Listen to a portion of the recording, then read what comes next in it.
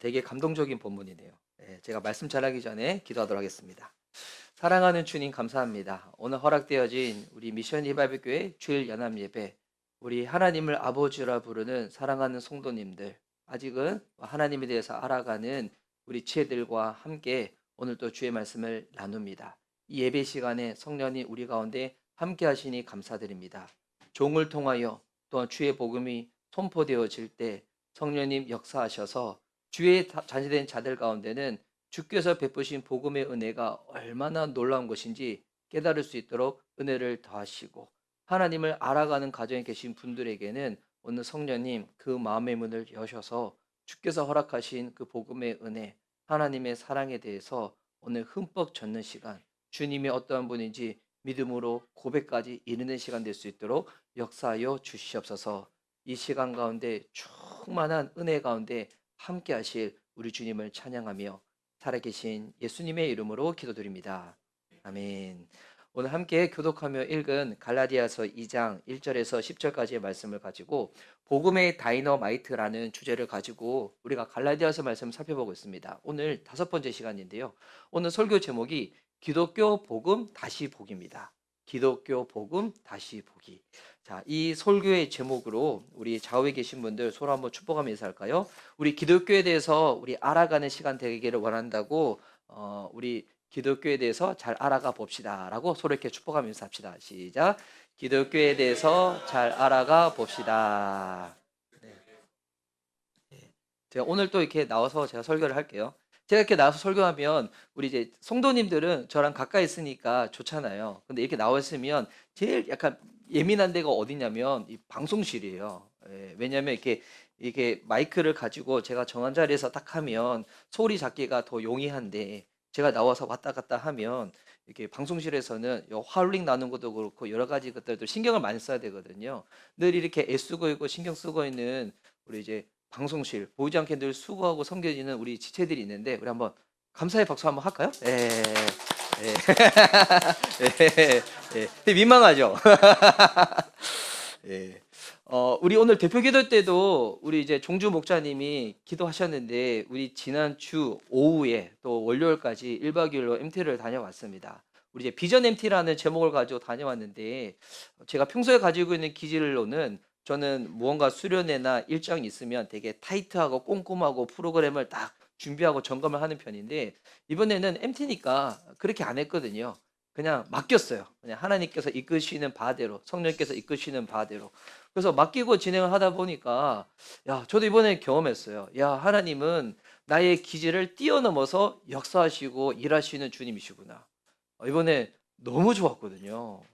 너무 좋아서 이 시간 이룰 줄 알았으면 더 많은 분들 권면하면서 같이 가자고 이야기를 할까, 할 걸 좀 그런 생각을 했었었는데, 근데 그때 이제 저희가 뭐 다른 시간들은 정한 거 없지만 정한 거는 뭐냐면 밥 어떻게 먹을까. 이번에는 뭐 밥 준비하고 설거지 하는데 시간 너무 많이 안 쓰려고 다 사 먹었거든요. 간단하게 먹고. 그리고 첫 번째 시간은 그래도 무언가 있으면 좋을 것 같아가지고 제가 우리 임지성 형제님한테 원래 기업체에서 하는 이렇게 무슨 테스트가 있는데 그걸 부탁드렸어요. 근데 했는데 너무 좋았어요. 저도 지금까지 그런 다양한 기질 테스트들 많이 해봤거든요. 저는 이렇게 대학교에서 심리 상담학을 가르치는 교수님 밑에서도 제가 그런 걸 해본 적도 있는데, 근데 이번에는 너무 좋았어요. 왜 이렇게 좋지? 왜 이렇게 신박하지? 싶었더니, 기존에 있는 다른 기질 테스트 같은 경우는 이 각자 이거 뭐 테스트 이게 체크하는 거 많잖아요. 그거 하는 게 시간이 꽤 상당히 걸려요. 근데 이번에는 너무 신박한 게 동그라미, 세모, 네모, 자유곡선 이거 딱 하고 자 골라라고. 이야, 이런 신박함이에요. 그래서 그걸 하고 난 다음에 또 지서 형제님이 쭉 설명을 해주고 나서 이렇구나. 우리 교회 안에도 이런 거를 가지고 이렇게 우리 다양하신 분들이 함께 모였구나라는 것을 딱 보게 됐는데, 그러면서 이제 처음에 강의할 때 그런 강의를 하셨어요. 사람들마다 무언가를 학습함에 있어 가지고 학습되어지는 방법들이 다 다르다는 거예요. 어떤 사람들은 경험을 통해 가지고, 어떤 사람들은 개념 정의를 통해서, 또 그런 걸 통해 가지고 고민을 하면서 생각을 도출하신 분들이 있고, 고민보다는 행동이나 부딪힘을 통해 가지고 이해하시는 분들이 있고, 이 다 다르다는 거예요. 그리고 이제 제일 마지막에 이 강의를 끝나고 기지 테스트 다 끝나고 난 다음에 촌철살인과 같은 이야기를 주용이가 했어요. 주용이. 주용이. 제가 주용이라 했잖아요. 왜? 제 발음 이상했어요? 제가 요즘 약간 재미교포스럽게 된다고 저희 집에서 저보고 교포냐고 얘기하는데 요즘 제 발음이 좀 그런가 봐요. 영어를 많이 해서 그런가? 하여튼 주용이가 촌철살인과 같은 마지막 메시지를 쬐했는데 궁금하시죠? 무슨 얘기했는지 목회 칼럼을 읽어보세요. 거기 아니 지금 읽지 말고 나중에 목회 칼럼에 다 적어놨습니다. 그걸 보면서 저는 어떤 생각했냐면 우리는 기독교 신자잖아요. 우리 그리스도인이잖아요. 우리 여러분 각자 이해하는 기독교에 대한 생각들이 있을 거예요. 여러분이 경험한 것을 가지고 또 여러분이 그 경험했던 것을 어떻게 정리하냐, 고민하냐에 따라 가지고 우리가 같은 기독교 신자지만 여러분이 각자 이해하는 기독교 서로 얘기하잖아요. 다 달라요. 우리 동일한 예수님 있잖아요. 동일한 예수님 있고 동일한 크리스찬이라고 얘기하지만 여러분이 이해하는 기독교에 대해서 한번 작성해 보세요, 설명해 보세요라고 하잖아요. 여기 열이 있든 백이 있든 다 달라요. 너무 신기하지 않아요? 동일한 하나님의 자녀고 기독교 신자인지도 불구하고 다 달라요. 내가 이해하는 기독교, 교회, 하나님에 대한 것들. 그래서 대개는 내가 경험하고 딱 정리한 것, 그것을 먼저 우선시 삼겠죠. 우선시 삼고 다른 사람들과 대화를 딱 하다 보면 이 다른 부분들이 딱 발견되어지거든요. 이럴 때 미성숙한 사람들은 어떻게 반응할까요? 내가 생각하고 내가 이해하고 내가 경험한 기독교, 교회, 하나님만 맞아. 이렇게 하시는 분들이 있어요. 이러면 대화가 돼요, 안 돼요? 대화가 안 되죠. 근데 어떻게 될까요? 같은 그리스도인이고 기독교 신자지만 하나님이 이 복음의 여정이라는 것은 정말 다양해요. 정말 다양하기 때문에 내가 이해한 것만 절대적으로 맞는 게 아니구나. 하나님은 다양하신 분이고 크신 분이기 때문에 각자에게 다양한 이해들을 허락해 주시는구나. 이런 생각을 가지신 분들은 뭐가 될까요? 대화가 되는 거예요. 대화가. 저도 그렇거든요. 저도 지금까지 예수님을 믿고 성령 체험을 하고 우리 사역을 하면서 제가 이해하고 제가 경험한 그런 예수님, 성령님, 하나님, 교회, 기독교가 있어요. 근데 제가 개척을 하고 제 주변에 많은 사람들 만나잖아요. 이번에 제가 2박 3일 동안 목회자 컨퍼런스를 갔었어요. 이제 그 복음 안에서. 근데 거기 보면 너무 재밌어요. 교단이 천차만별이야. 요런 컨퍼런스가 잘 없어요. 대개는 하면 특정 교단 목사님만 많이 모이는데 여기는 합동, 합신, 통합, 고신, 침례, 감리, 순복음, 그리고 저 같은 초교파까지 다 모였어요. 그리고 딱 모이잖아요. 그러면 요즘은 특정 사람들만 모이는 경우들이 많이 있어요. 만약 정치적으로도 약간 극단적으로 어떤 생각하는 그것만 딱 고수하시는 분들. 근데 여기는 보니까 다 달라요. 다 달라. 제가 아시는 어떤 목사님은 되게 보수적이신 목사님이 있어요. 근데 제가 아는 어떤 목사님은 이분 정말 이렇게 되게 그 노원구에서 되게 유명 목사님인데 이분은 정치적으로 또 완전히 달라요. 다 달라. 그리고 저는 또 이렇게 성령에 대해서 되게 열려있는 사람이잖아요. 제가 이해한 성령에 대해서 나누잖아요. 그럼 이분들은 되게 신기하게 바라봐요. 와, 되게 신기하게. 그러니까 우리는 교회 예배 시간에 통성으로 기도하고 또 우리 많은 성도님들이 방언으로 대부분 기도하잖아요. 이게 하잖아요. 그럼 되게 놀라요. 어떻게 그럴 수가 있냐고. 그리고 저는 설교할 때 원고를 작성하지만 원고 매이지 않고 되게 하잖아요. 그런데 어떤 분들은 원고를 정말 한 글자도 안 틀리고 다 쳐서 그대로 읽으시는 분들도 있어요. 뭐가 더 우등할까요? 뭐가 더 우수하고 뭐가 더 맞을까요? 여러분, 다 하나님이 다양하게 허락하신 거예요. 다양한 그 허락 가운데 다양한 기준을 통해서 다양한 교단과 다양한 부분들 주님이 다 허락하시는 거예요. 단 그 안에 뭐가 딱 중심일까요? 뭐가 딱 공통분모가 있을까요? 예수 그리스도. 특별히 복음. 복음이라는 그 중심 아래서 다양함이 막 펼쳐지는 거예요. 그럴 때 이제 대화 나누면 너무 재밌어. 너무 재밌어. 저는 또 개척한 목회자다 보니까 개척하신 분들도 다 달라요. 얘기들 들어보면 너무 재밌어. 그런데 그 다양한 이야기들을 다 듣고 난 다음에 딱 정리를 해보면 그 딱 하나 이해할 수 있어요. 와, 정말 교회는 하나님이 세워가시는구나. 와, 너무 신기해요. 정말 다 다양한데 다 놀라운데 제가 지금 저랑 이게 이번에 가서 저 기질 알잖아요. 저는 사진이나 영상 자주 찍잖아요. 예. 저 사진과 영상 왜 자주 찍는지 알아요? 우리 교회 아직 그 봉사자가 없어가지고. 근데 저랑 이게 비슷한 성향 계신 목사님 계신 거예요. 이분은 지금 LG 거기에 연구원을 계신 분이시거든요. 이중직을 하면서 교회를 하세요. 그러니까 교회가 짧은 기간 동안에 지금 50명, 60명 성장을 했어요. 근데 그 교회는 지금 뭐가 없는지 알아요? 아직 목장이 없어요. 아직 리더가 없어요. 교회 이제 성도님들이 아직 헌금을 거의 안 한대요. 목사님이 일해가지고 지금 다 거기 다 쏟아붓고 있는 거죠. 근데 그분이 저랑 딱 공통점이 하나가 있어. 그분 또 사진 찍고 영상 찍는 거 너무 좋아해. 그래가지고 이번에 서로 이제 인스타에서 막 우리는 신나서 막 설거지하고 봉사하면서 이야 이번에 콘텐츠 정말 다양하다 막 신나가지고 이거 어떻게 하고 막 신나서 하는데 그 목사님 제가 이제 언젠가 제가 한번 이렇게 근데 그 교회는 좀 멀리 있어요. 저 인천에 뭐 검단에 되게 먼 데 있어가지고 근데 이제 저랑 완전히 다르잖아요. 그분은 설교 준비하는 게 너무 힘들대요. 인생에서 제일 힘든 거 설교 준비하는 거. 뭐가 재밌냐면 숫자가 재밌대요. 엔지니어셔가지고 숫자하고 프로그래밍하고. 예. 근데 저는 그 공대 출신이지만 설교 준비하는 거 힘들지만 저는 너무 재밌거든요.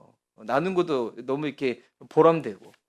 다양한데 그 안에 공통점은 뭐냐면 와 정말 교회는 하나님이 세워가지고 이런 일들. 뭐 이게 지금의 시대의 특징이에요. 지금의 시대는 포스트 모더니즘이라 하잖아요. 다양한 사람들, 절대적인 가치보다는 상대적인 가치를 이렇게 하는 이런 시대들. 이런 시대 가운데 우리 기독교인들은 그래도 우리의 최종 권위가 딱 필요하겠죠. 그게 뭐냐면 성경입니다. 성경. 성경이 하나님 말씀이라고 믿는 것. 근데 요즘은 이 성경도 해석하는 게 좀 달라요. 사람들마다 해석하는 게. 그래서 여러분 성경대로 삽시다라고 하면 여러분 어떤 느낌이 들어요? 성경대로 삽시다. 바르게 살자. 옳고 그름을 판단하자. 라미. 성경대로 살자. 어떤 느낌이 들어? 기분이 좋아? 기분이 아닌 무거워? 무겁지? 루비까지. 성경대로 살자. 어떨 것 같아? 맞죠? 여러분 예전에 저를 포함해서 저희 윗세대만 하더라도 성경대로 믿자고 하면 대부분 그냥 아멘 했어요. 고민이 없었어요. 근데 요즘은 성경대로 살자, 성경대로 믿자 하잖아요. 대부분 갖는 마음이 뭐냐면 부담스럽다는 거예요. 힘들겠다는 거예요. 율법적이겠다는 거예요. 요런 세대들, 요런 생각을 많이 가지고 있다? 이 부분들이 MG, 우리 MG들. 예. 근데 성경대로 살자! 그러면 그 당연한 거지. 그렇게 살아야 되는 거지. 요렇게 하잖아요? 요분 MG 아니에요? 저 윗세대예요. 그래서 여러분 같은 성경을 보더라도 이렇게 느낌이 다른 거예요. 그래서 여러분 성경 해석할 때도 어떤 특정인의 해석만 옳다. 어떤 특정 집단만의 해석만이 옳다. 이건 되게 건강하지 않아요. 이단은 아니에요. 근데 그 옳지 않아요.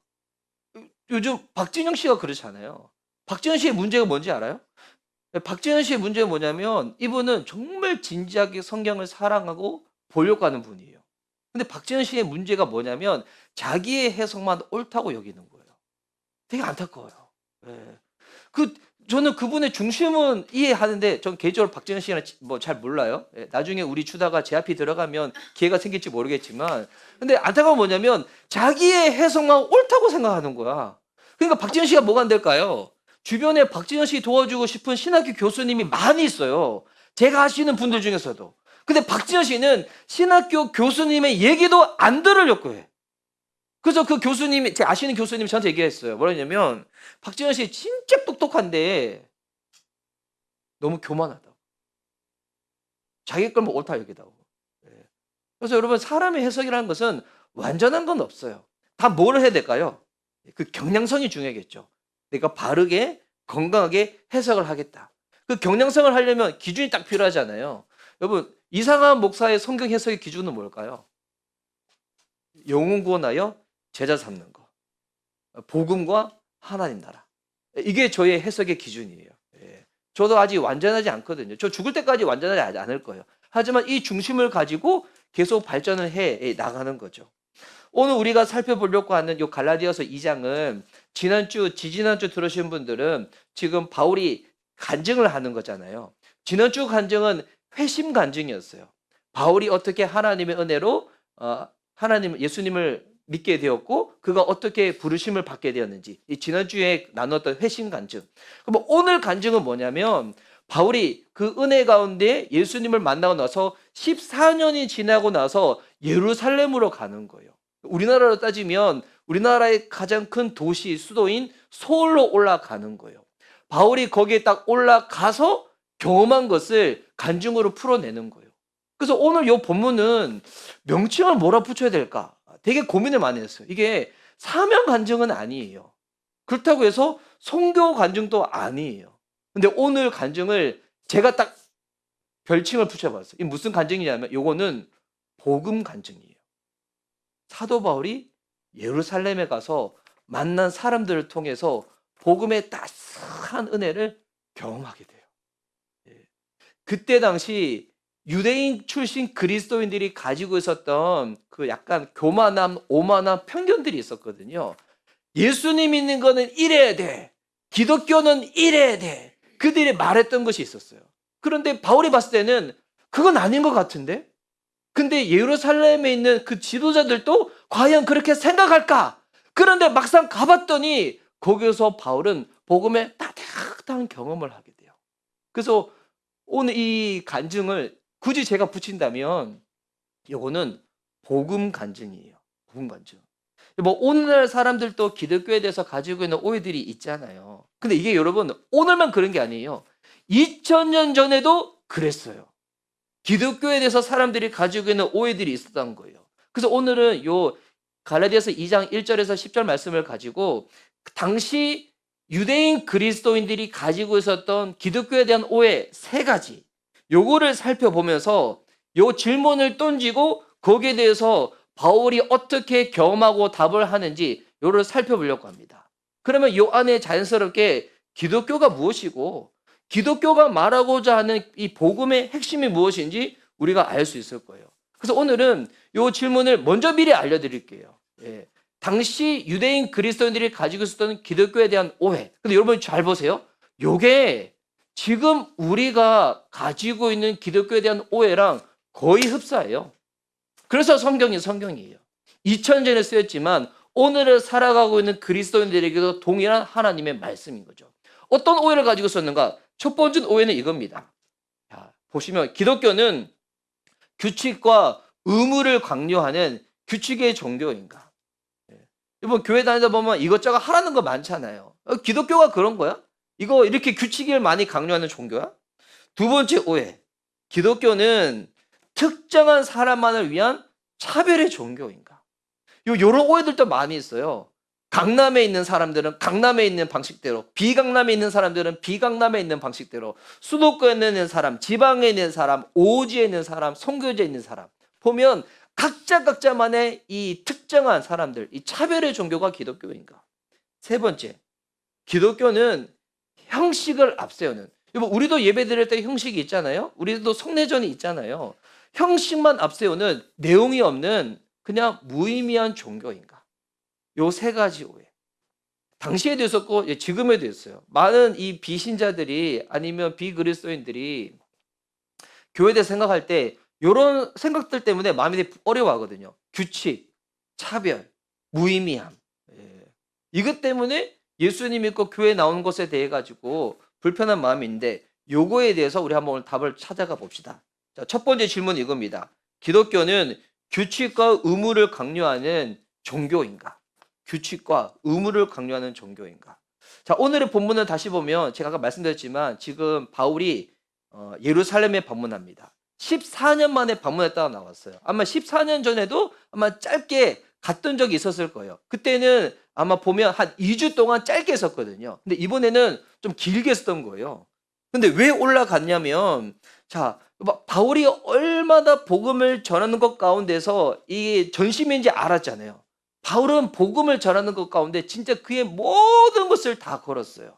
그래서 내가 이렇게 열심히 살았습니다. 열심히 애썼습니다. 조금 알아주세요. 목사님, 제가 교회에서 이렇게 봉사하고 이렇게 헌신하고 이렇게 열심히 살았고 이렇게 헌금했는데 목사님은 알아줘야 되는 거 아니에요? 라는 마음으로 바울이 예루살렘 교회에 있는 지도자를 만나고 싶어서 올라갔을까요? 그게 아니었다는 거예요. 사람들한테 인정받으려고 올라갔던 게 아니라 그가 전하는 이 하나님의 복음을 변론하고 싶었던 거예요. 그래서 1절과 2절 말씀 보세요. 제가 한번 읽어드릴게요. 자, 그 다음에 14년이 지나서 나는 바나바와 함께 디도를 데리고 다시 예루살렘으로 올라갔습니다.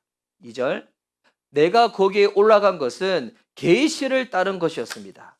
나는 이방 사람들에게 전하는 복음을 그들에게 설명하고 유명한 사람들에게는 따로 설명하였습니다. 그것은 내가 달리고 있는 일이나 지금까지 달린 일이 헛되지 않게 하려고 한 것입니다. 이 바울은 본인의 모든 것을 가지고 전했던 하나님의 복음이 다른 생각들과 다른 것들에서 오용되는 것을 너무 견딜 수가 없었고, 그리고 여기에 가가지고 내가 이방 사람들에게 전하는 복음, 유명한 사람들에게 이방 사람이 전했던 복음을 거기에 있는 예루살렘에 있는 유명한 사람들 있잖아요. 유명한 사람들 누굴 말하고 있냐면 당시 예루살렘 교회 지도자들이에요. 지도자들. 그들에게 따로 설명했다는 거예요. 내가 지금까지 이 복음에서 전했는데, 헌신했는데 내가 전한 복음과 여러분이 이해하는 복음 한번 우리 비교해 봅시다. 과연 어떠한지. 그런데 결과가 어땠냐면 여기 9절에 보면 이런 게 나와요. 9절에 보면 친교의 악수라는 표현이 나오거든요. 여러분 이제 주보에도 보면 성경에 보면 그 단어가 나와요. 친교의 악수. 이게 무슨 말일까요? 친교의 악수. 그냥 오늘 수고했어요. 오늘 찬양 좋았어요? 네. 이걸까요? 이거 아니에요. 친교 악수는 뭐냐면 그냥 교제했다, 친해졌다 이런 의미가 아니라 당시 예루살렘 교회 지도자들이 있거든요. 베드로, 야고보, 요한. 이들이 이해하고 이들이 전한 복음과 바울이 이해하고 바울이 전한 복음이 일치했다는 거예요. 와, 놀랍죠? 바울은 누구한테 복음에 대해서 배운 적이 없었어요.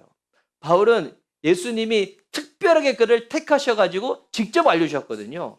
근데 바울이 이해했던 거랑 예루살렘 교회의 그 가장 핵심되는 리더들이 이해했던 내용이 똑같다는 거예요. 똑같다는 거. 여러분, 바울이 어떤 공격받았다고 했었어요? 이 갈라디아서 우리 쭉 살펴보면서 바울이 받았던 공격. 너는 사도가 아니야. 그래서 네가 말한 거 다 틀렸어. 네가 왜 사도가 아닌 줄 알아? 야, 너는 예수님의 제자도 아니고, 너는 근본도 없고, 너는 신학도, 너는 어중간 데서 그렇게 했는데, 네가 사도라고? 너 사도 아니야. 너 말한 거 다 틀렸어. 우리가 맞아. 우리는 예루살렘 출신이고, 예수님의 제자들 밑에서 직접 배운 우리가 전통이야. 우리가 근본이야. 우리가 오리지널이야. 하면서 그들은 이 복음에 다른 유대교의 간습, 선행, 형식을 막 첨가를 했던 거였거든요. 근데 이제 바울이 딱 보니까 우와, 확인한 거예요. 내가 전한 거나 그들이 전한 거, 내가 이해한 거, 그들이 이해한 거 똑같구나. 근데 이때 이제 재밌는 상황이 발생해요. 어떤 상황이 발생하냐면 바울과 함께 올라갔던 보니까 바나바가 있고 디도가 있잖아요. 디도는 바울의 제자예요. 디도에게 예전에 난처한 일이 발생한 적이 있었거든요. 어떤 난처한 일이냐면 디도가 바울을 통해서 예수님을 믿게 되었어요. 복음을 들음으로 예수님을 믿게 되었어요. 근데 유대인 그리스도인, 특별히 거짓 교사들이 무슨 얘기 하냐면, 야, 너 예수님을 믿어도 되는 게 아니야. 너 할례 받아야 돼. 너 이거 해야지 너 진짜 구원에 이룰 수 있어 라고 했던 거였어요. 근데 막상 올라갔더니 그들이 뭐라고 얘기하고 있는 거예요. 요 3절에서 5절까지의 말씀인데 한번 보세요. 너무 재밌는 상황이에요. 자, 나와 함께 있는 디도는 그리스 사람이지만 할례를 강요받지 않았습니다. 예루살렘에 올라갔는데 베드로, 요한, 이 같은 예루살렘에 있는 예수님 믿는 그리스도인들이 할례를 강요하지 않았다는 거예요. 그런데 이전에 보니까 몰래 들어온 거짓 신도들 때문에 할례를 강요받는 일이 있었던 것이었습니다. 그들은 우리를 노예로 만들고자 하여 그리스도 예수 안에서 누리는 하나님의 자유를 엿보려고 몰래 끼어든 자들이었습니다. 그전에는 보니까 디도한테 막이했다는 거예요. 너 예수님을 믿어서 되는 것이 아니라 너 주일 성수 하루도 빠지면 안 돼? 너 헌금도 다 해야 돼? 너 봉사도 다 하고 새날경건 큐티도 해야 되고 너 양육도 받아야 되고 너 목사님 시키는 거 다 해야 돼. 그래 너 구원받을 수 있다니까? 너 하고 있어 안 하고 있어? 막 이렇게 우리 딸이니까 이렇게 공격적으로 한 거예요. 연기한 거예요. 예, 이렇게 했다는 거예요. 너 그거 안 하면 너 구원받지 못해. 그런데 보니까 뭐라고 하는 거예요? 할례를 강요했다고 강요 안 했다고요? 강요 안 했다는 거예요. 구원의 이름에 있어서 복음 외, 믿음 외 다른 어떠한 것도 더하지 않았다는 거예요. 5절 말씀 더 켜주세요. 5절. 우리는 그들에게 잠시도 굴복하지 않았습니다. 그것은 복음의 진리가 언제나 여러분과 함께 있게 하려고 한 것입니다. 그러니까 디도상 이런 거예요. 디도가 지금 예수님 믿고 나서 구원의 감격이 있었잖아요. 근데 거짓 교사들이 막 공격한 거예요. 야, 너 이거도 해야 돼, 저거도 해야 돼, 저거도 해야 돼. 막 했는데 예루살렘에 올라가서 그럼 이거 하면 여기에 노예가 되는 거잖아요. 막 보니까 아직 이 초신자 가지고 상공부 하지 말라는 거 아니에요? 경건 큐티 하지 말라는 거 아니에요? 그거 하는 거 얼마나 중요하잖아요. 그런데 이거 해야지만 너 구원받을 수 있어. 막 이런 부담감에 있다가 딱 올라갔는데 그러니까 바울이 야 그거 안 해도 돼. 괜찮아. 나중에 너 마음 생기면 준비되면 그때 해도 돼. 괜찮아. 했다가 딱 올라가서 정신을 공인받은 거예요. 5절 다시 한번 털어주세요. 예. 그것은 복음의 진리가 언제나 우리와 여러분과 함께 있게 하려고 한 것입니다. 예. 율법의 굴레에서 확 벗어났다는 거예요. 율법의 굴레에서. 이 교회 다니시는 분들 중에서 이게 교회를 처음에 다니려고 하신 분 중에서 이런 오해들을 저도 들어봤어요. 야, 교회 다니려고 하는데 왜 이렇게 하라는 게 많은 게 맞는 건지 모르겠다고. 물론 이번 교회에서 나쁜 거 시키지는 않을 거예요. 우리 교회도 그렇겠죠? 뭐 새가족반, 그리고 삶공부, 뭐 새날경건 큐티, 목장 모임, 그리고 교회 여러 가지 뭐 활동들이 있잖아요. 나쁜 거는 아니에요. 그런데 만약 이사 목사 그 얘기하는 거예요. 강대상에서 담임 목회자가 여러분 좋아라고 말하는데 그걸 안 한다고? 그랬다고 구원받았다고? 너희 구원을 점검해보아 하면 제가 거짓 교사 되는 거예요. 예. 그거 언제 하면 돼요? 언제? 마음의 갈급함이 생길 때, 진짜 배우고 싶을 때, 하고 싶을 때, 예수님 닮고 싶고 제자로 살고 싶을 때, 그때 하셔도 괜찮아요. 그때 하셔도 괜찮아요. 예. 물론 제가 이제 상kum할 때마다 늘 광고를 하겠죠. 우리 성도님이 신청하신 분도 있고 신청 안 하신 분이 있죠. 신청하시는 분이 적으면 제가 마음에 살짝 그렇겠지만 뭐 그거랑 여러분이 예수님 믿고 구원을 받는 거하고는 전혀 별개 문제예요. 그러니까 여러분 상공부 그때 하면 돼요. 내가 정말 진지하게 복음을 알고 싶고 예수님을 믿고 싶고 주님을 따라가고 싶고, 그리고 목사님이 가끔씩 정말 복음을 믿으면 세상이 줄 수 없는 가장 큰 행복을 누릴 수 있다고 하는데 그거 나도 한번 알고 싶어. 그럴 때 하셔도 돼요. 그럴 때 하셔도 돼요. 그럴 때 하겠다고 하시면 여러분 또 제 성미 아시잖아요. 제가 저 가능한 대로 저 시간이랑 건강이랑 아끼지 않고 완전 전심으로 하는 거 아시잖아요. 몰랐어요? 제가 그렇게 도와줄 수 있거든요. 아직은 제가 건강하기 때문에 이렇게 도와드리는 거예요.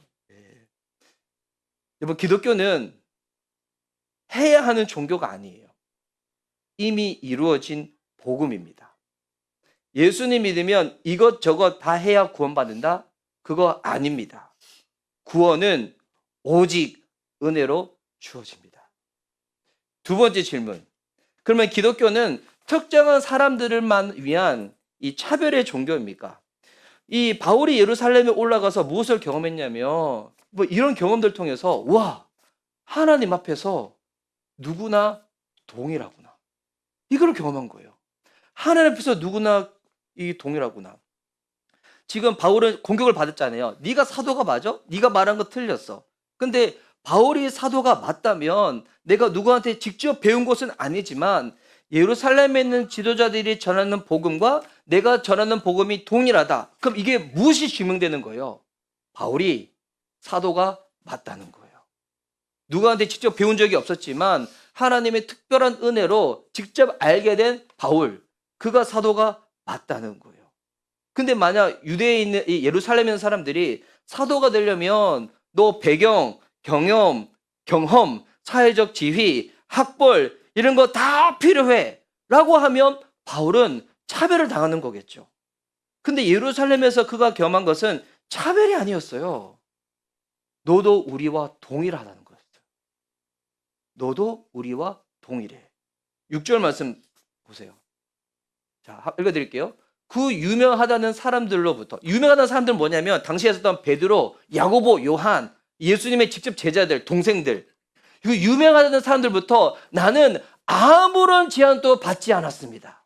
그들이 어떤 사람들이든지 나에게는 아무 상관이 없습니다. 하나님께서는 사람을 겉모양으로 판단하지 않으십니다. 그 유명한 사람들은 나에게 아무런 제한을 하지 않았습니다. 제가 이제 개척하고 살아가다 보면 제 주변에 정말 공부 많이 하신 분들이 있어요. 제 주변에 서울대 출신 목사님들 진짜 많아요. 그분들 중에서 미국에 유학 갔다 오시고 거기서 학위 받으시고 PhD 하신 분들 진짜 많아요. 근데 그분들이 저를 딱 볼 때, 야, 너 출신 어디야? 뭐? 침례교시나? 야, 너 공부 어디서 했어? 뭐야? 너 이것밖에 안 했어? 이렇게 하면 뭐예요? 차별이죠. 차별이죠. 근데 제 주변에 있는 목사님들 중에서 저한테 그런 거 요구하거나 그런 것도 인해 가지고 교제하고 밥 먹을 때 멀리 하거나 그런 분 없어요. 제가 이번에 2박 3일 컨퍼런스 하는데 제가 밥 먹을 때 송인 사모가 저한테 그 얘기를 해요. 제가 목사님들 사이에 있으면 제가 너무 밝아 보인대요. 진짜 너무 행복한 이상한 목사님의 모습이 드러난대요. 근데 왜 교회에서도 왜 그러냐고. 네, 교회에서 제가 복음의 은혜를 누려야 되나 봐요. 거기 가면 여러분 믿기지 않겠지만 제가 제 표현을 이 얘기하면 너무 좀 부끄러운데 약간 인사예요. 인싸. 목사님께 인싸. 너무 부끄러운데. 네. 그래서 저도 이번 갔다 저한테 먼저 연락 주셔. 그래서 목사님 다음에 저랑 밥 먹어요. 저도 만나요. 서명수 목사님이라고 여정의 교회라고 있거든요. 그분은 사모님이 의사세요. 네이버 회사 의사세요. 그분은 미국에서 공부도 하고 오셨고 대구에 있는 큰 교회에서 담임 목사님 청빙도 받았는데 거기 안 가시고 개척하신 분이세요. 그분은 출신이 남서울교회 출신이에요. 그러니까 완전히 딱 목사 세계에서는 엘리트 코스예요. 그런 분들이 저 같은 사람 뭐 관심 가질 필요 없잖아요. 예. 그리고 그분은 심지어 분당 우리 교회에서 하는 꿈 넘은 꿈 당첨도 됐어. 교회에서 사업 지원을 받아가지고 이번에 예배당도 확장을 시켰어. 저 같은 사람, 가끔씩 저 MH라고 했잖아요. 저 같은 사람은 관심 가질 필요 없잖아요. 그런데 이번에 저한테 제가 막 설거지 봉사하고 있으니까 목사님 따로 만나서 이야기 좀 하고 싶어요. 왜 그럴까요? 우리 안에는 복음 때문에. 제가 막 밥 먹고 있으면 그냥 정각시 목사님이 일부러 옆에 앉아가지고 얘기하고 싶어서 얘기 나누고. 여러분 이게 복음의 모습이에요. 나이로 나누지 않고요. 학벌로 나누지 않고요. 배경으로 나누지 않고요. 경험으로 나누지 않고요. 교회가 크다, 교회가 적다? 나누지 않아요. 이번에 목회자 컨퍼런스에는 대형교회 목사님들이 많았어요. 강사님들이. 근데 그 중에서 가장 초대형교회 목사님이 있어요. 이재훈 목사님. 온누리교회. 그런데 그 강사 중에는 누구 있는지 알아요? 다드림교회 김변전 목사님이라고 있어요. 사모님이 개척하자마자 지금 쓰러지셔가지고 아직까지 쓰러져 계시고 다리도 지금 다 움직이지 못하시고 지금 그분은 열심히 사역했는데 지금 교회에 지금 170명 정도 모이고 있대요. 그리고 한 달 월세를 매월 힘들어하시면서. 근데 그분도 강사님이세요. 그분도 끝나고 나서 저한테 다시 연락이 왔거든요. 이상한 목사 사례 발표한 거 영상을 다시 한번 들었다고. 너무 감사하다고. 예. 저는 목사님한테 저는 목사님 같은 선배님이 계셔서 너무 감사하다고. 복음 안에 있잖아요. 이런 차별이 없어요. 목사 세계가 은근히 그런 게 좀 많거든요. 그래서 이게 참 복음적이지 않는 건데 진짜 복음 안에 있잖아요. 그렇습니다. 여러분이 학벌이 어떠한지 생김새가 어떠한지 뭐 경험이 어떠한지 신분이 어떠한지 상관이 없어요. 복음 안에서는 여러분 하나님 앞에서는 누구나 동일하고요. 복음 안에서는 누구나 하나 될 수가 있어요. 무엇이 다른 걸까요? 베드로는 같은 동족인 유대인들한테 복음을 전하는 거고 바울은 다른 이방인에게 복음을 전하는 거. 사역의 대상만 다른 거예요. 그래서 7절에서 9절 말씀 보세요. 제가 한번 쭉 읽어드릴게요. 자, 도리어 그들은 베드로가 할례 받은 사람에게 복음을 전한 일을 맡은 것과 같이 내가 할례 받지 않은 사람에게 복음을 전한 일을 맡은 것을 알게 되었습니다. 그러니까 우리가 각자는 사역의 환경 대상들만 다른 거예요. 그들은 베드로에게는 할례 받은 사람에게 복음을 전하게 하시려고 사도직을 주신 분이, 잘 보세요, 나에게는 할례 받지 않는 사람에게 복음을 전하게 하시려고 사도직을 주셨다는 사실을 깨달았습니다.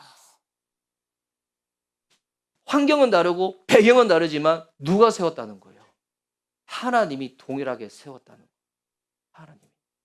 9절. 그래서 기둥으로 인정받는 야고보와 게바와 요한은 하나님이 나에게 주신 은혜를 인정하고 나와 바나바에게 오른손을 내밀어서 친교 약수를 하였습니다. 그렇게 하여 우리는 이방 사람에게로 가고 그들은 할례 받은 사람에게로 가기로 하였습니다. 하나님 앞에서 다 동일하다는 거예요.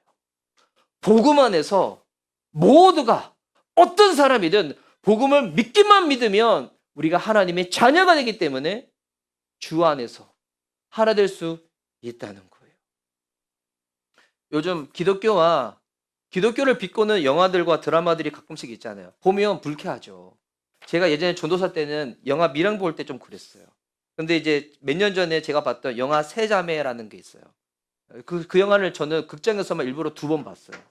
그 세자매 둘째가 문소리 씨가 했던 역할인데 기독교인이에요. 또 중상층이에요. 남편은 교수예요.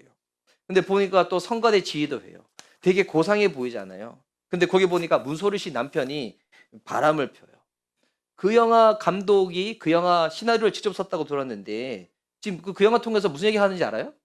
야, 기독교인들, 너희들 저거 강남에서 돈 많게 너희들끼리 모여서 고상한 문화 짓고 그거 하는 거, 너희들 아무리 잘났다고 하는데 너희들도 다 속까지 보면 다 음란하고 죄짓고 위선 떨고 있는 거 아니야? 너 다 가식이지 아니야? 그거 고발하는 거예요. 기독교인의 그 개토 문화, 자기들만 고상하고 거룩하고 괜찮다고 여기는 그 문화를 그 감독은 불편했던 거죠. 그래서 문소리 씨 통해 가지고 그걸 다 까발리는 거예요. 그 보면서 제가 마음이 안타까웠던 것은 비그리스도인의 눈에 비친 한국교회의 모습이 그와 같다는 거예요. 교회는 특정한 사람들만을 위한 곳이지 교회에 다니려면 자격이 있어야 하는 거지. 근데 실제로 여러분 그렇습니까? 실제로 그래요? 그렇지 않아요. 교회는 누구나 될 수 있습니다. 누구나 교회가 될 수 있어요. 누구나. 우리 이제 대학을 올라갈 때 뭐 좋은 대학을 좋은 대학 표현은 틀린 표현. 점수가 높은 대학을 갔든 그렇지 못한 대학을 갔든 그 상관없어요. 대학 안 가면 어때? 상관없어요. 직업이 어떠면 어때? 상관이 없어요. 어떤 사람은 대기업 가서 돈 많이 버는 사람이 있는 반면에 제 아내와 같은 사람은 그 특수교사 실무사 하면서 정말 박봉으로 일하는 그런 젊은이들도 있어요. 근데 여러분 아무나 교회가 될 수 있어요. 그런데 중요한 거는 누구나 교회가 될 수 있어요. 근데 아무나 될 수 없어요. 누가 교회 구성원이 될까요? 하나님을 아버지라 부르는 자녀들. 누가 하나님의 자녀 됩니까? 예수님을 주와 그리스도로 영접한 사람이라면 여러분이 어떤 배경, 어떤 신분, 어떤 상처, 어떤 어려움, 어떤 아픔, 어떠한 종교적 배경을 가지고 있더라도 우리가 주 안에서 복음 안에서 가족이 될 수 있습니다. 기독교는 이해하세요? 차별의 종교가 아닙니다. 은혜의 종교예요.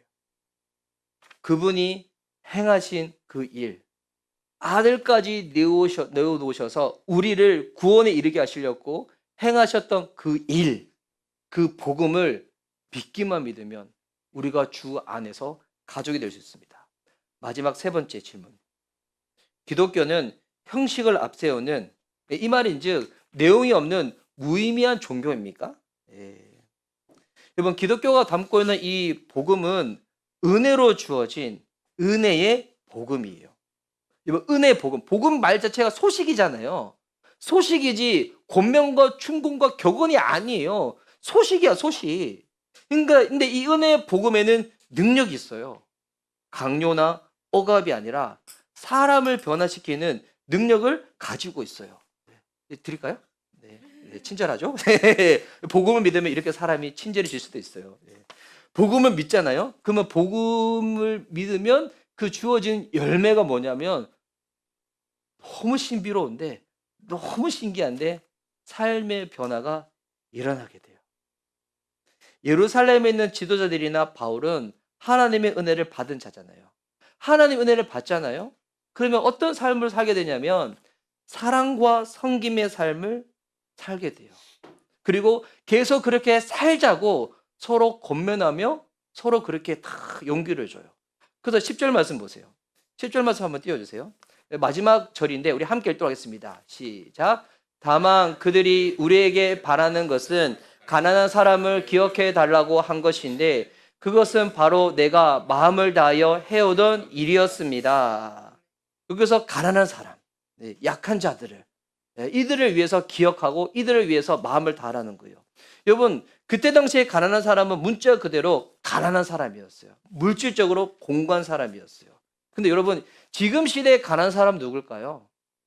물론 돈 없는 사람도 가난한 사람이겠죠. 근데 여러분, 제 주변에 보니까 돈은 많은데 마음은 지옥인 사람이 있어요. 봤어요. 좀 많이 봤어요. 관계적으로, 정신적으로 그런 사람들이 있어요. 네. 이런 사람들은 내 안에 이런 모습들이 드러나면 사람들이 나를 어떻게 생각할까 그것 때문에 무서워서 자꾸 허례의식의 옷을 입어요. 내가 대학 나오지 않았다는 거, 내가 돈이 없다는 거, 내가 이런 지위가 없다는 거를 알리면 사람들이 무서워할까 봐 이걸 자꾸 가려요. 그래서 제 20대 때 그때 기억나세요? 그 사건, 학력 위조했던 사건. 유명인들이 실제로 그 대학 안 나왔어. 근데 그 대학 나왔다고 얘기 안 하면 사람들이 나 무시할까 봐 그 대학 나왔다고 얘기했던 그런 것들. 나중에 그거 다 까발려졌잖아요. 저 보면 사람들이 다 욕했어요. 근데 저는 그거 보면서 욕 안 하고 무슨 얘기 하잖아요? 니네들은 사람들 마음에 그거 다 있지 않아요? 다 무시하고 막 하는 그런 거 다 있지 않아요? 여러분, 이 세상 사람들이 보면 다 가난한 사람들이에요. 다 약한 자들이에요. 저는 보니까 악한 사람이 아니라면 약한 사람들이 있어요. 교회. 그러면 교회는 약한 사람들이 오는 거예요. 병자들이 오는 거예요. 예수님 말씀하셨잖아요. 건강한 사람에게 의사 쓸데없지만 아픈 사람에게 의사 필요하잖아. 그런 사람들, 나 아파요. 나 괴로워요. 나 힘들어요. 나 지쳤어요. 나 상처받았어요. 나 너무 죽을 것 같아요. 그런 사람들이 오는 곳이 어디예요? 교회예요. 가릴 필요 없다니까요. 지혜로 가릴 필요 없고 돈으로 가릴 필요 없고 학력으로 가릴 필요 없다니까요. 그런 사람들을 위해서 하나님이 행하신 일이 복음이에요. 은혜의 복음. 괜찮아. 다 괜찮아. 조건, 자격 없어도 괜찮아. 누구든지 믿기만 믿으면 회복될 수 있고 가족될 수 있고 살릴 수 있는 그 은혜의 복음을 주신 데가 교회이고 기독교예요. 교회는 의식을 행하는 종교기관이 아니에요. 와서 주일 성수 안 하면 내 마음 찝찝하니까 정죄감 떨쳐버리기 위해 가지고 도장 찍기 위해서 그런 종교기관이 아니에요. 사랑과 섬김을 실천하는 곳이에요. 사랑과 섬김을 실천하는 곳. 그 실천하기 위해서 우리가 목장 모임을 하는 거예요. 이번에 우리 MT 때도 그런 얘기 많았어요. 처음에 목장이 없었을 때는 몰랐는데 목장이 생겨보니까 좋았다가 이제는 같이 이제 마치 이게 반에서 친한 친구들하고 밥 먹는 그런 느낌이 든다고. 여러분, 목장 모임은 그 경계에 넘어서도 돼요. 네. 넘어서서 목장에는 속해 있지만 목자님들이 얘기 잘 나누셔가지고 목장과 목장끼리 연합하시고 교제 나누시고 마음껏 목자님들 송수가시니까 여러분 더 주 안에서 서로 사랑하고 교제하고 섬기고 알아가고 기도해 주는 것 뭐 하셔도 됩니다. 우리 교회 목장을 왜 만들었을까? 이상한 목사가 빨리 리더들 많고 목장 세워가지고 셀 조지처럼 일 시키고 강요하고 그래가지고 빨리 성장시키기 위해서 여러분 이런 목적이면 목장 안 해도 돼요. 목장은 왜 생긴 거예요? 저 혼자서 다 못하거든요. 저 혼자서 다 못하기 때문에 우리 성숙한 동역자들과 함께 사랑과 섬김을 나누고 실천하기 위해서. 이게 목적이기 때문에 여러분 목장과 목장끼리 연합하셔도 되고 밥 먹을 때 여러분 섞어서 먹어도 상관없어요. 예. 밥 먹을 때 목장끼리 안 먹고 딴 사람끼리 먹으면 이사 목사가 째려보고 있다가 다음에 봐라 이렇게 가요? 아 그래요. 예. 하는 이유가 뭐라고요? 사랑과 섬김을 실천하기 위해서. 교회 다녀도 변화가 없는 것 같은데요. 이런 분들은 의무와 강요와 규칙을 통제하고 압제하는 것이 교회라고 생각하기 때문이에요. 그런 것들은 진정한 변화를 이뤄내지 못합니다.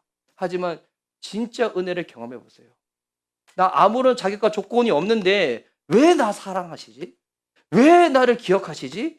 왜 나를 도와주려고 하지? 이거를 경험하잖아요. 사람이 변화되기 시작해요. 마음이 너그러워지기 시작해요. 누군가한테 다가가기 시작하는 거예요.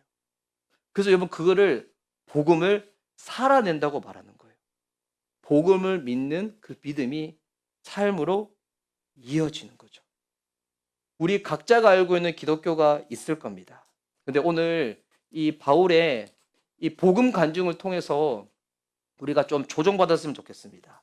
교정받을 건 교정받고요. 수정받을 건 수정받고 아직 두려워서 내가 쭈뼛쭈뼛 되는 것이 있다면 교회는 은혜로운 곳이어야 돼요. 은혜로운 곳. 여러분 도움 받으세요. 괜찮아요. 내려놔도 되고요. 그 무거운 허례 의식의 옷 벗어버려도 되고요. 있는 모습 그대로 나오셔도 돼요. 있는 모습 그대로. 저 있는 모습 그대로 얼마나 저 약한 얘기 많이 합니까? 근데 여러분 처음에 들으면 부담스럽죠. 왜 목사님 아빠 자꾸 그런 얘기 자꾸 하지? 근데 왜냐면 그거 숨겨서 제가 될 거면 저 계속 숨길 건데 해보니까 내가 화병 날 것 같아. 내가 죽을 것만 같아. 그 얘기하는 거예요. 나도 아픈 사람이에요. 나도 도움이 필요하고요. 나도 하나님의 은혜가 필요한 사람이에요. 오늘 설교를 정리하겠습니다. 결론. 자, 첫 번째 PPT 한번 띄워주세요. 결론. 기독교는 규칙을 지키는 종교입니까? 아니요. 기독교는 예수님이 주신 자유와 은혜 복음입니다. 두 번째 질문. 기독교는 특정한 사람만을 위한 종교입니까? 아닙니다. 기독교는 모든 사람을 위한 구원의 길을 제시하고 누구든지 예수님을 믿기만 믿으면 구원에 이룰 수 있는 복음 안에서 한 가족이 될 수 있는 그런 종교입니다. 기독교는 내용이 없는 형식적인 종교입니까? 아닙니다. 그 형식 왜 필요한 거예요? 목장 모임이라는 형식 왜 필요한 거예요? 사랑과 섬김을 실천하기 위해서. 그래서 이 사랑과 섬김을 통해서 나도 변하고 가정도 변하고 이웃도 변하고 더 나아가서 세상도 변화시키는 능력이 복음 안에 있습니다. 우리가 알고 있는 우리가 경험했던 이 기독교 소중한 거예요. 여러분의 경험 소중해요. 제가 이전에 빛의 자녀교회에서 16년 동안 부사역자로 있었고 대학생까지 포함하면 18년 동안 있었던 그 모든 경험 헛되지 않습니다. 정말 소중해요. 그 시간 통해서 제가 정말 훈련받았고 사랑받았거든요. 정말 소중해요. 그런데 그것이 전부만은 아니에요. 우리 각자의 다양한 경험들 하나님이 다 허락하신 거예요. 나만 허락했다고요? 아니요. 다 허락하신 거예요. 여러분 예수님의 이 은혜가 우리를 변화시킵니다. 여러분의 인생도 주님의 그 은혜 가운데 변화될 수 있습니다. 은혜 앞으로 나오십시오. 그리스도께로 나오십시오. 아멘. 찬양하고 기도하도록 하겠습니다.